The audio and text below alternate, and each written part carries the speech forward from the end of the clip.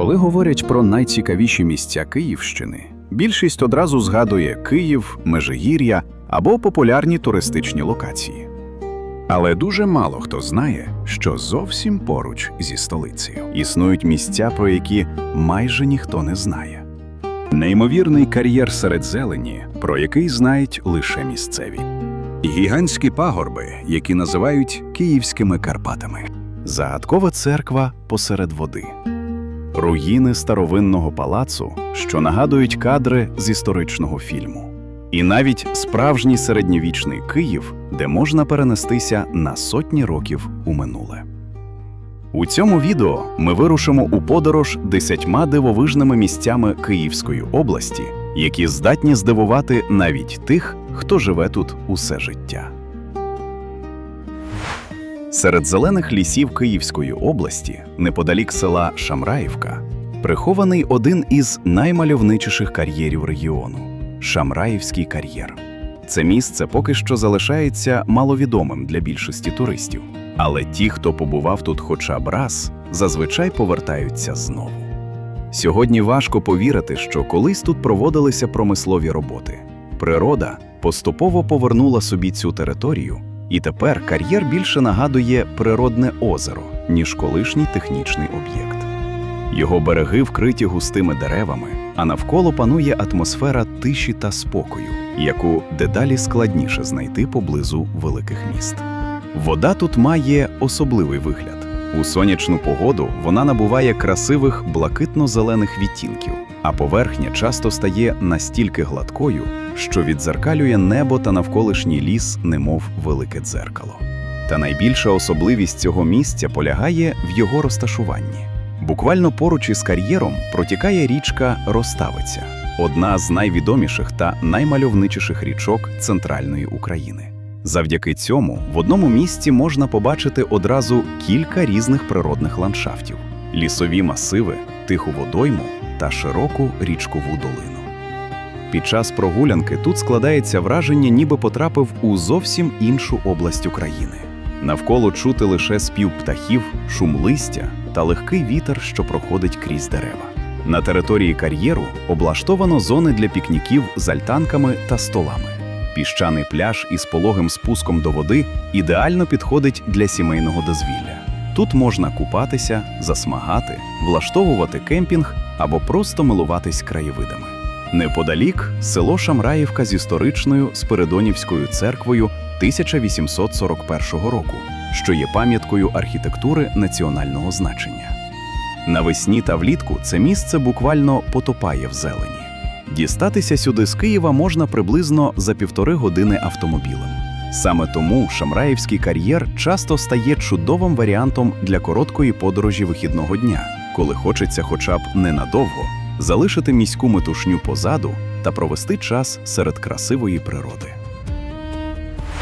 А ми продовжуємо нашу подорож і вирушаємо до місця, яке отримало надзвичайно незвичну назву – Васильківські Карпати. Попри свою назву, справжніх Карпат тут, звісно, немає. Проте варто лише поглянути на ці краєвиди, і стає зрозуміло, чому місцевість почали називати саме так. Неподалік міста Васильків розташувалися мальовничі пагорби з глибокими ярами, хвилястими схилами та широкими панорамами, які зовсім не схожі на звичний рівнинний ландшафт Київщини. З деяких оглядових точок відкриваються настільки красиві види, що складається враження, ніби ти знаходишся десь у передгір'ях Карпат. Ці пагорби формувалися протягом тисячоліть під впливом природних процесів, а сьогодні вони створюють один із найцікавіших рельєфів у всій області. Особливо ефектно місцевість виглядає з висоти, коли перед очима відкривається справжнє море зелених хвиль, що простягаються до самого горизонту. Особливо вражає це місце навесні та влітку, коли схили вкриваються яскравою зеленню, а навколишні поля створюють величезне природне полотно з різноманітних кольорів та відтінків. Ця місцевість давно стала популярною серед любителів піших прогулянок, велосипедистів, фотографів та поціновувачів красивих панорам. Тут можна годинами гуляти стежками серед пагорбів, насолоджуючись тишею, простором і неймовірними краєвидами, які змінюються буквально з кожним новим підйомом. І хоча висота місцевих пагорбів не зрівняється з карпатськими вершинами, атмосфера цього місця справді особлива. Саме тому Васильківські Карпати заслужено вважаються однією з найцікавіших природних локацій Київської області та місцем, яке здатне здивувати навіть тих, хто добре знає околиці Києва. Наступна локація переносить нас до одного з найдавніших і найзагадковіших місць Київщини. Високо над Дніпром, поблизу міста Трипілля, здіймається пагорб, який протягом століть оповитий легендами та історіями. З вершини Дівич-гори відкривається одна з найкрасивіших панорам на дніпровські простори. Звідси можна побачити широкі води Канівського водосховища, навколишні пагорби та безкраї краєвиди, які простягаються далеко за горизонт. Історія цього місця сягає ще до християнських часів. Археологи вважають, що на вершині гори існувало давнє язичницьке святилище. Тут знаходили залишки жертовників, культових споруд та різноманітних артефактів, які свідчать про особливе значення цього місця для наших предків. Та навіть без історичних легенд це місце справляє сильне враження. Піднявшись на гору, легко зрозуміти, чому люди обрали саме цю висоту для своїх святинь. Величезний простір навколо, свіже повітря та панорами Дніпра створюють особливу атмосферу, яку складно передати словами. Особливо красивою Дівич-гора стає навесні та на початку літа, коли схили вкриваються густою зеленню, а сонячне світло підкреслює красу дніпровських берегів.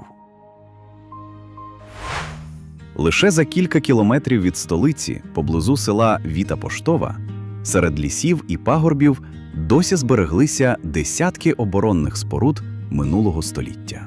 Це частина Київського укріпленого району, масштабної системи захисту, яку будували напередодні Другої світової війни. Сьогодні бетонні доти та підземні укриття поступово поглинає природа. Дерева проростають просто біля масивних стін, мох вкриває бетон, а вузькі входи ведуть у темні приміщення, які десятиліттями зберігають свої таємниці. Кожна така споруда створювалася як важливий елемент оборони Києва. Товсті бетонні стіни, бійниці для кулеметів та продумана система розташування дозволяли контролювати великі ділянки місцевості. Навіть сьогодні, стоячи поруч із цими спорудами, легко уявити масштаб роботи, яку виконали інженери майже 100 років тому. Особливу атмосферу цьому місцю надає саме поєднання історії та природи. Тут немає музейних вітрин чи огороджених експозицій. Старі оборонні споруди буквально заховані серед лісу, і під час прогулянки можна несподівано натрапити на черговий дот, який виглядає так, ніби виріс просто посеред дерев. Для любителів історії це справжня знахідка. А для тих, хто цікавиться незвичайними місцями, Віта Поштова пропонує можливість побачити унікальні свідчення минулого просто неба. Саме тут можна відчути, як природа поступово повертає собі території, які колись мали стратегічне значення. І хоча минуло вже багато десятиліть, ці мовчазні бетонні споруди продовжують нагадувати. Після подорожі сторінками давньої та військової історії настав час відвідати місце, яке дарує зовсім інші враження. Неподалік села Мотижин, приблизно за 40 кілометрів від Києва, розташований Добропарк – один із найбільших ландшафтних парків України. Це місце добре відоме своїми масштабними квітковими композиціями, але насправді Добропарк значно цікавіший, ніж може здатися на перший погляд. Територія парку займає десятки гектарів, де протягом року змінюються цілі природні декорації.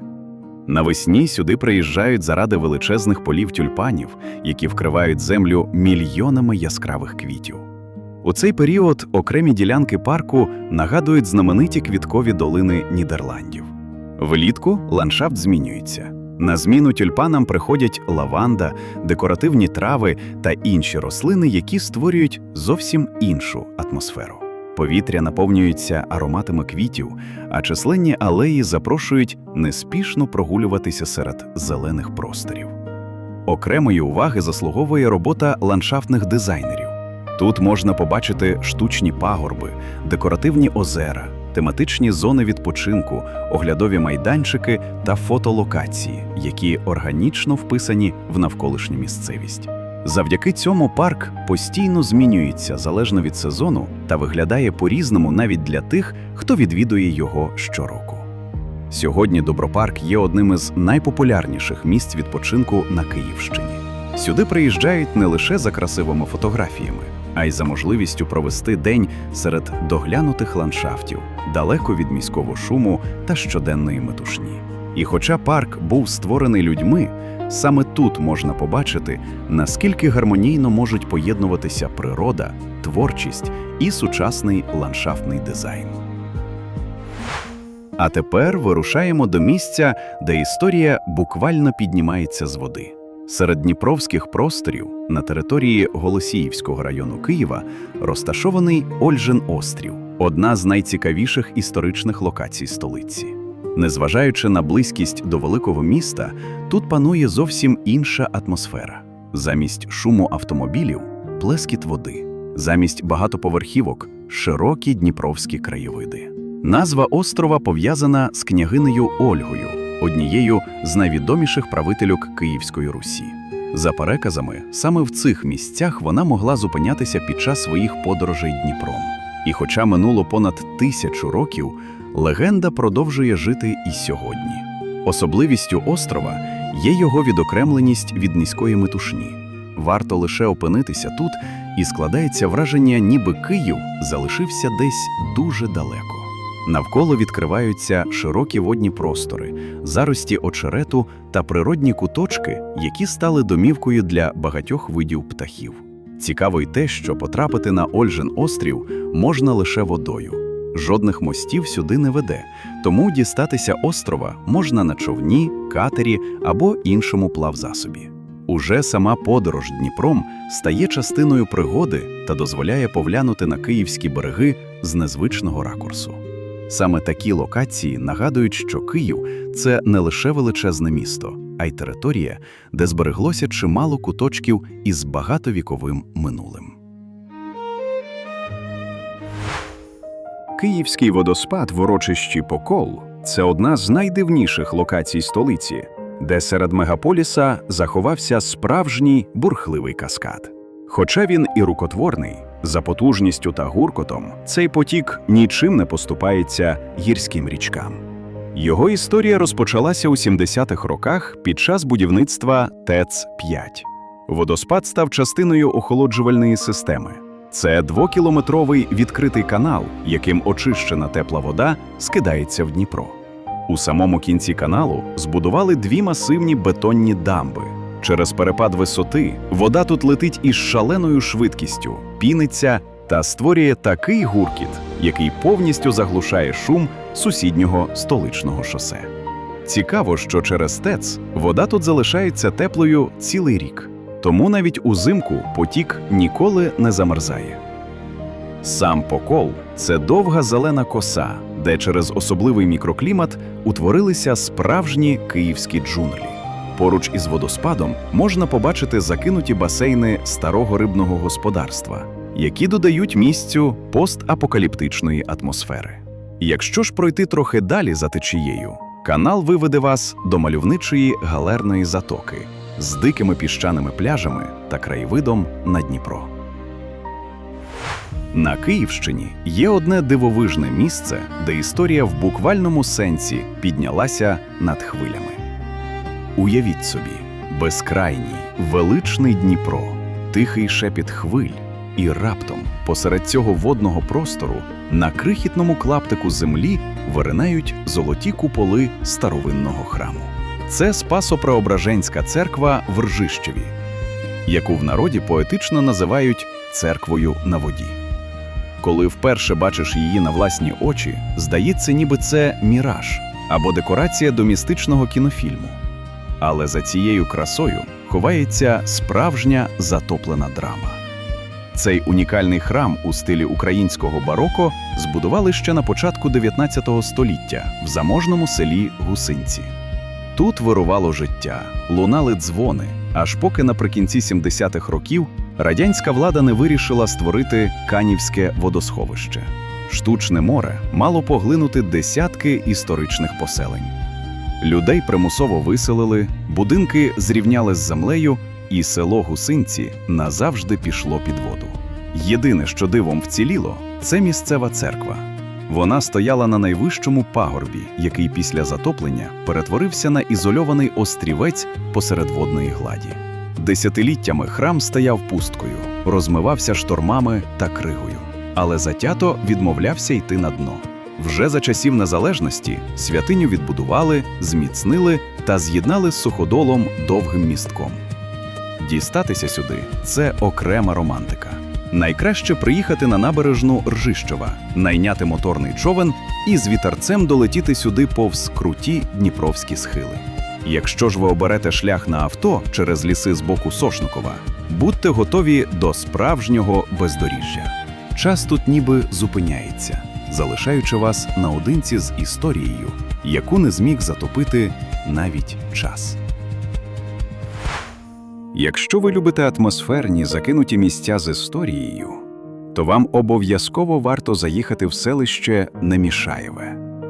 Саме тут, всього за 30 кілометрів від Києва, розташована одна з найфотогенічніших руїн області – палац Остен-Сакенів.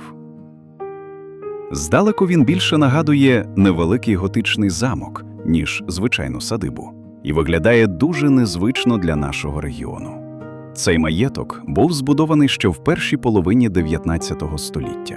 Свого часу це був розкішний палац із власним парком, оранжереями та багатим декором. Пізніше садибою володів граф Карл Остен-Сакен, чиє прізвище і закріпилося за локацією. На жаль, за радянських часів будівлю передали місцевому заводу під клуб, а на початку 2000-х тут сталася сильна пожежа. Вона знищила дах та всі інтер'єри, залишивши лише стіни та парадні арки. Зараз будівля поступово руйнується, а її стіни обростають деревами та диким виноградом. Але саме в цьому і є головна фішка місця. Палац виглядає дуже кінематографічно, особливо в об'єктиві камери. Це ідеальна точка для тих, хто хоче зробити стильні кадри або просто погуляти нетиповою локацією без натовпів людей. Палац знаходиться на околиці селища, і пройти до нього можна за 10 хвилин від головної дороги.